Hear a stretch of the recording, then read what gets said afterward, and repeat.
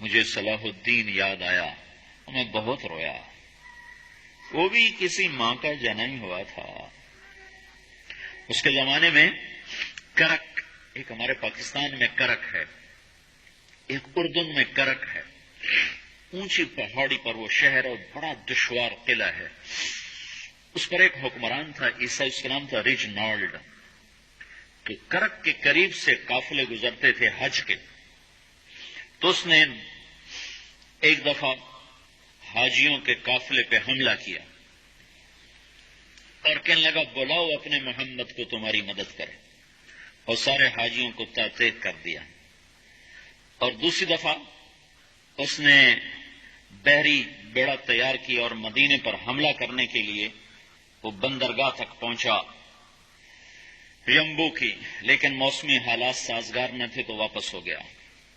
تو حطین کی لڑائی ہوئی ہے فلسطین میں، جس میں سارا یورپ اپنی طاقت کے ساتھ میدان میں اترا تھا، اور ادھر تنہا صلاح الدین ایوبی رحمۃ اللہ علیہ اکیلا اس لشکر سے ٹکرایا تھا. اور انہیں اس میں ساری رومن امپائر کو شکست ہوئی تھی. تو بڑے بڑے بادشاہ اس میں گرفتار ہوئے. تو اس میں ریجنالڈ بھی گرفتار ہو کے آیا. تو کوئی 12 بادشاہ تھے ریاستوں کے جو سامنے اس کے پیش کیے گئے. تو پیاس کی شدت سے سب کا برا حال تھا. تو صلاح الدین نے سب کو پانی پیش کیا، ریجنالڈ کو نہیں پیش کیا.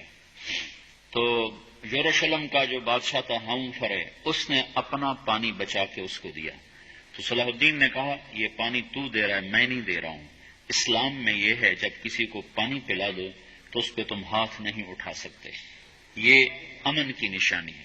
تو صلاح الدین نے فوراً اسے کہا یہ پانی تو نے دیا، میں نے نہیں دیا. تو پھر انہوں نے ریجنالڈ کو اسلام کی دعوت دی کہ تو مسلمان ہو جائے، میں تجھے دعوت دیتا ہوں. اس نے انکار کر دیا، کہا میں نہیں ہوتا. تو انہوں نے کہا میں نے تیرے قتل کی 2 دفعہ قسم کھائی تھی.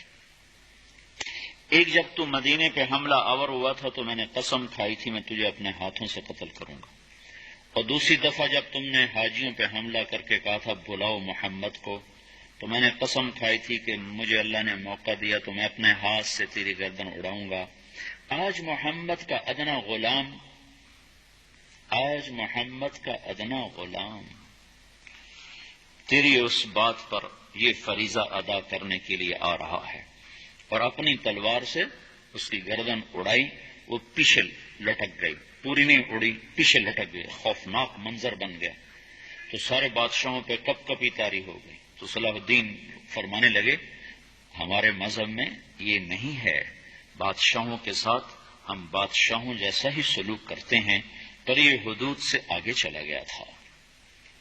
اب مجھے یہ قصہ بھولا ہوا تھا، مجھے انہی حادثوں میں، انہی ہنگاموں میں وہ یاد آیا. تو بعد تنہائیوں میں بیٹھ کے بے بسی کے آنسو بہہ جاتے ہیں، اور اس کے سوا کوئی چارہ نہیں ہے. ہماری ساری نسل موسیقی میں ڈوب چکی ہے.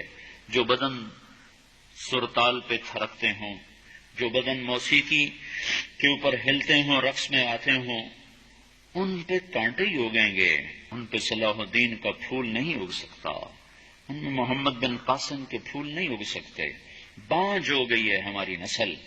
یہ یورپ کا سحر ہے جو چل گیا ہے.